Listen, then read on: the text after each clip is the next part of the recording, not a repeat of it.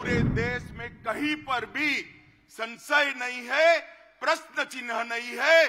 देश ने तय किया है कि मोदी जी फिर से एक बार इस देश के प्रधानमंत्री बनेंगे। 75 साल में इस देश ने 17 लोकसभा के चुनाव देखे हैं, 22 सरकारें देखी हैं, 15 प्रधानमंत्री देखे।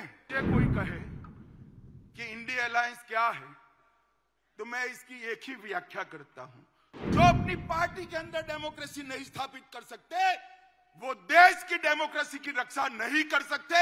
मोदी जी के नेतृत्व में डेवलपमेंटल अलायंस है और दूसरी ओर राहुल जी के नेतृत्व में डायनेस्टिक अलायंस है।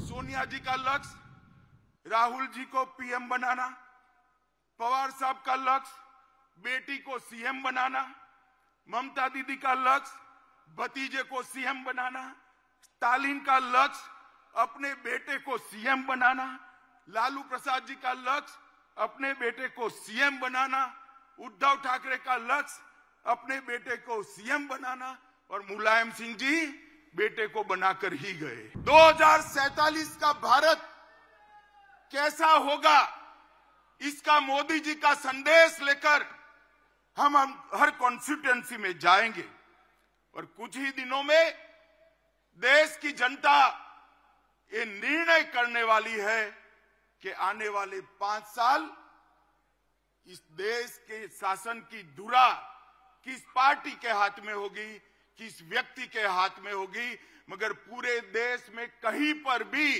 संशय नहीं है, प्रश्न चिन्ह नहीं है। देश ने तय किया है कि मोदी जी फिर से एक बार इस देश के प्रधानमंत्री बनेंगे। साथियों, 75 साल में इस देश ने 17 लोकसभा के चुनाव देखे हैं, 22 सरकारें देखी हैं, 15 प्रधानमंत्री देखे। देश ने जितनी भी सरकारें आई, अपने अपने समय में हर सरकार ने समयानुकूल विकास करने का प्रयास किया है। मगर आज मैं कोई कंफ्यूजन के बगैर कह सकता हूं कि समग्रता से विचार, हर क्षेत्र का विकास और हर व्यक्ति का विकास करने का काम केवल और केवल नरेंद्र मोदी जी के 10 साल में हुआ है। ये कोई कहे कि इंडिया अलायंस क्या है, तो मैं इसकी एक ही व्याख्या करता हूं। 7 परिवारवादी पार्टियों का गठबंधन इंडिया अलायंस है। इससे ज्यादा कुछ नहीं है। जो अपनी पार्टी के अंदर डेमोक्रेसी नहीं स्थापित कर सकते, वो देश की डेमोक्रेसी की रक्षा नहीं कर सकते। ये देश की जनता को है। आपकी पार्टी लोकतांत्रिक पार्टी नहीं है, आपकी पार्टियां लोकतांत्रिक पार्टियां नहीं है। आप देश के लोकतंत्र का रक्षा नहीं कर सकते। एक और मोदी जी के नेतृत्व में डेवलपमेंटल अलायंस है और दूसरी ओर राहुल जी के नेतृत्व में डायनेस्टिक अलायंस है।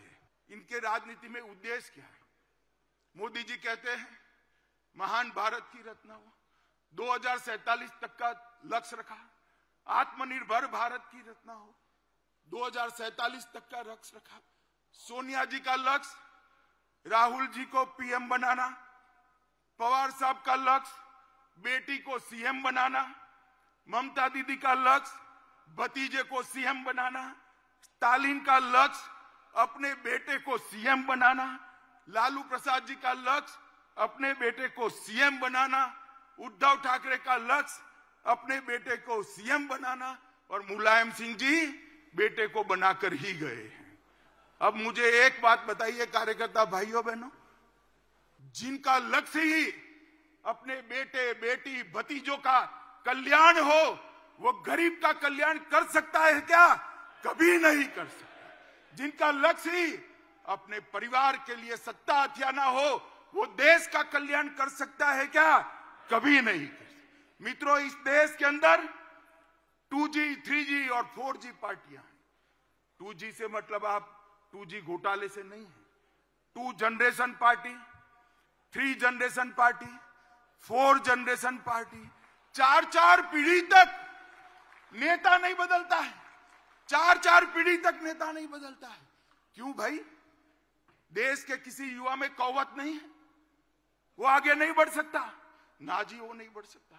थोड़ा आगे बढ़ गया तो उसका हस्र कर देंगे। कई सारे लोग ऐसे हस्र किए हुए हैं, भारतीय जनता पार्टी ज्वाइन कर आज लोकतंत्र की यात्रा में जुड़े हैं। तेजस्विता का, परफॉर्मेंस का, विचार का, परिश्रम का और दृष्टि का वहां कोई महत्व नहीं है। वहां केवल और केवल आप कहां जन्मे, इसका महत्व है।